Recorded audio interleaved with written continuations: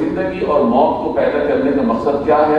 تاکہ انسان کا امتحان لیا جائے۔ امتحان کس چیز میں ہے کہ کون سا شخص بہترین عمل کرتا ہے۔ دنیا میں آپ کو کوالٹی کی تلاش ہوتی ہے۔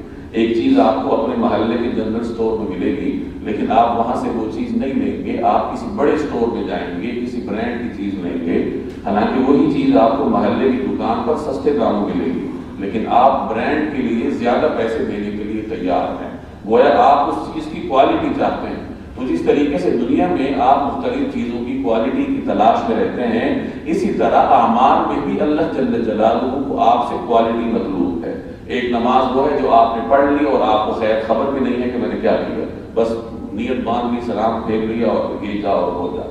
اس قسم کی نماز اللہ کو مطلوب نہیں ہے۔ اس قسم کی نماز جو پڑھے گا اس کا فرض تو ادا ہو جائے گا، لیکن جو نماز کے اثرات ہیں وہ اس پر مرتب نہیں ہوتے۔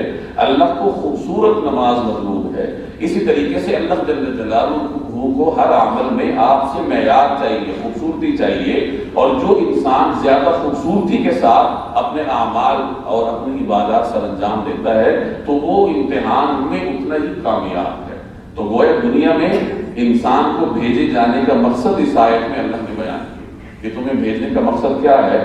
مقصد یہ ہے کہ تم میں عمل کے اعتبار سے بہترین کون ہے۔ ایک اور جگہ اللہ نے فرمایا وَمَا خَلَقْتُ الْإِنسَ وَالْجِنَّ إِلَّا لِيَعْبُدُونِ، میں نے جنات اور انسانوں کو صرف اور صرف اپنی عبادت کے لیے پیدا کی۔